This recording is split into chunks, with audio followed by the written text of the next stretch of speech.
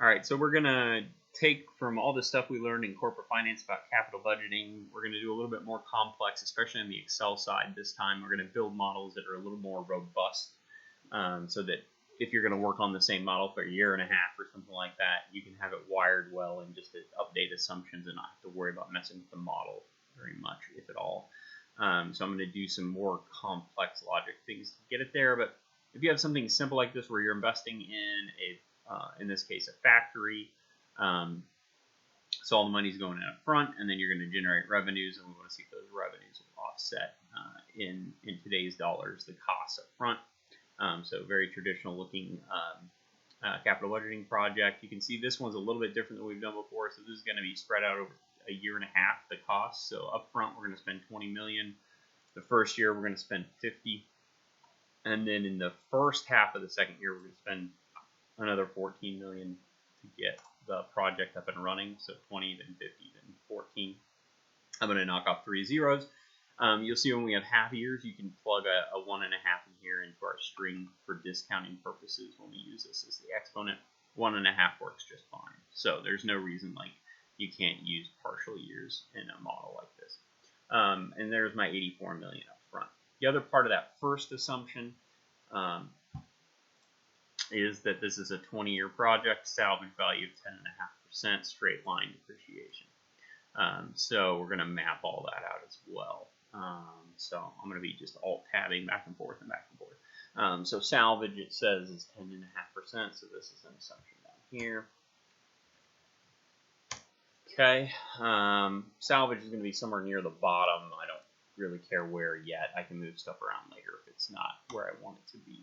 But again, salvage is just how much will all the equipment and stuff be worth at the end of 20 years. And it says we get 10.5% of our money back.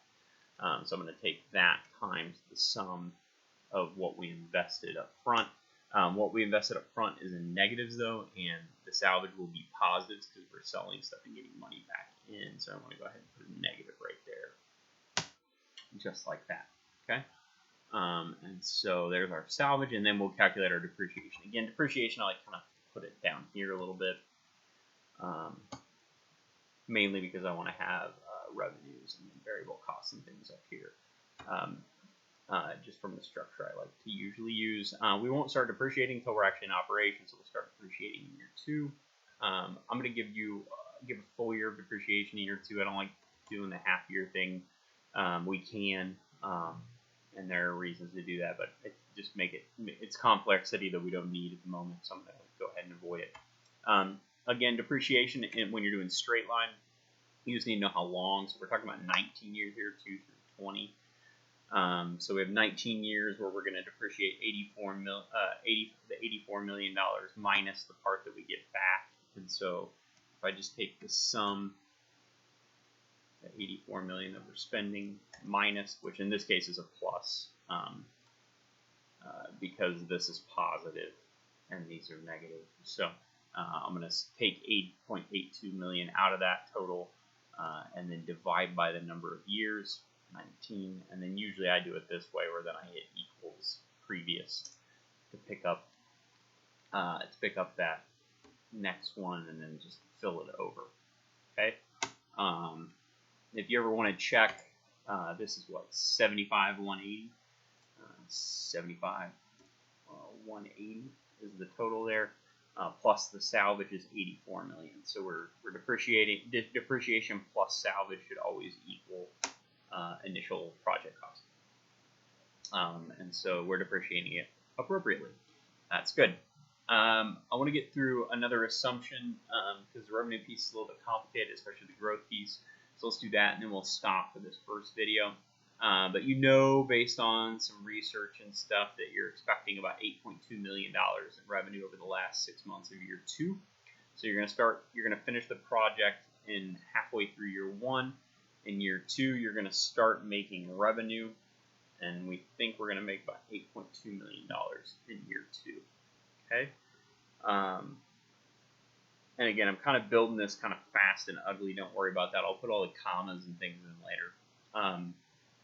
I like to do all that in one chunk at the end. So that's our first revenue. The other piece of that assumption was that the market research that we used to calculate this has cost us about $86,000 this year.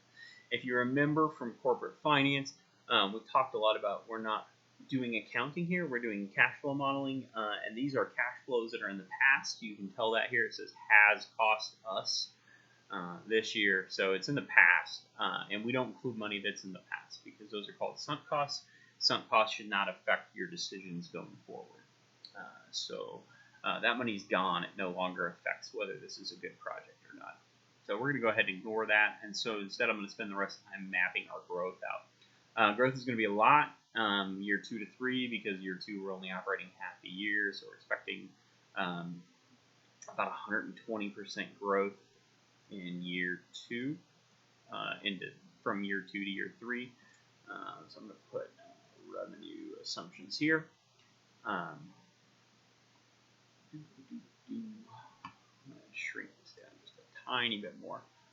So revenue assumptions, that growth in year 3 is going to be 120%.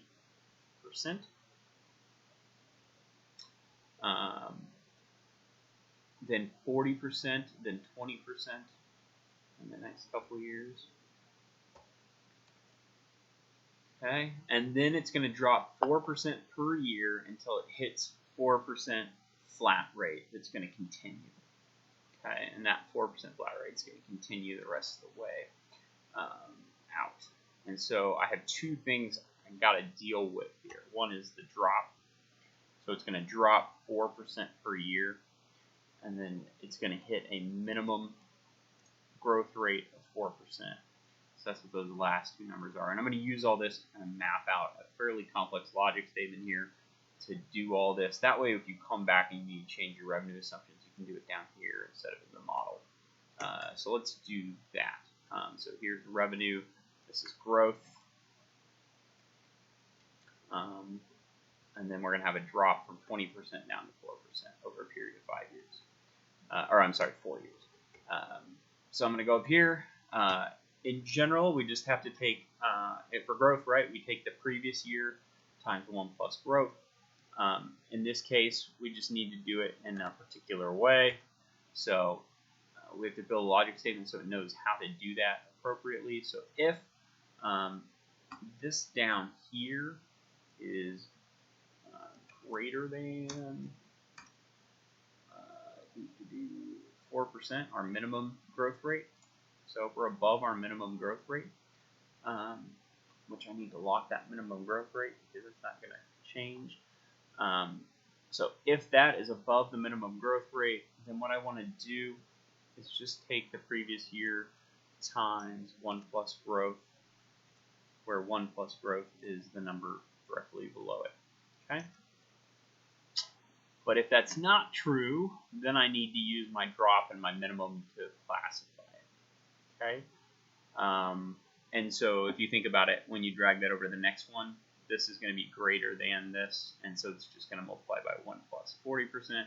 Again, the same here. So then I want the clause that happens here. So in year 6, what happens? And so that's what I need for value of false. Again, I want to take the previous year times 1 plus growth.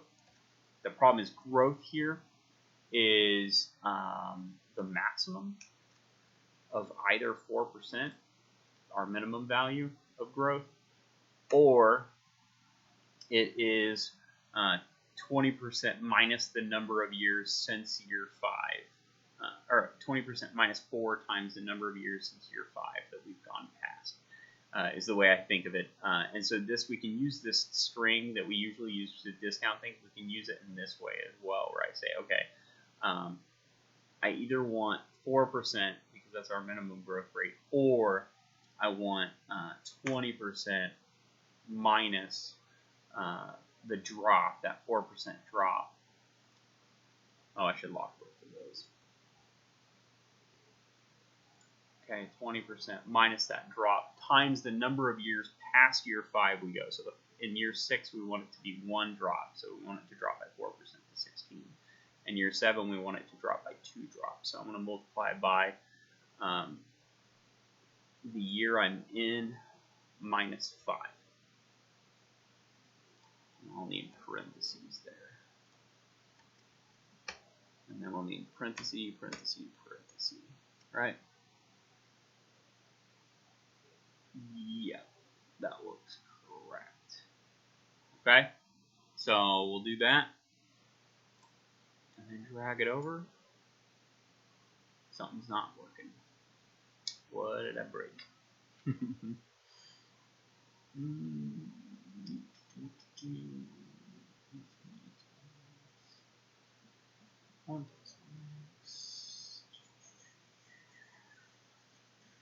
Let me see where it breaks. I can test it. So this is where if you're building it out robust, you can build it out simple and then test it to make sure the robust formula isn't broken or where it's broken.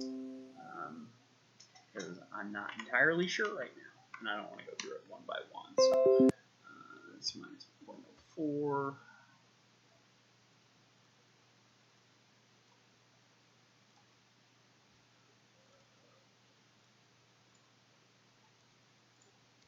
So if I just run the string of things I want to be out there,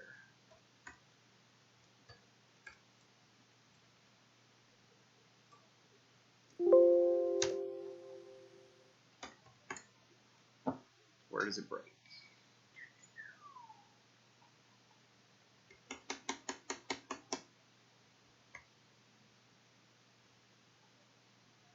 It breaks right here.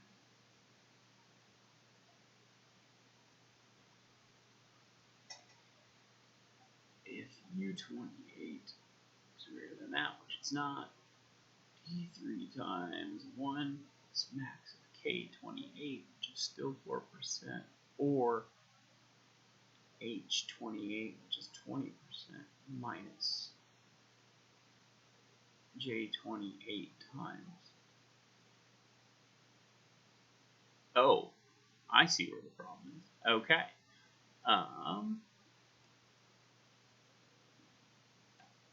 Yeah. That just needed to be an F. That's all. It needed to be in the same year, and I looked ahead. There we go.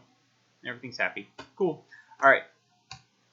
So anyway, that's how we're going to do the revenue. And again, what the advantage is here is then if you come back 6 months later and somebody says, oh, by the way, we think it's only going to drop by 3%, but we do think the minimum is going to go down to 3.5%. You can just change those two. The numbers themselves will update. The logic statement will pick it all up. So you can mess with your assumptions in your assumptions rather than messing with your model. So we'll continue on with this capital budgeting project in the next video.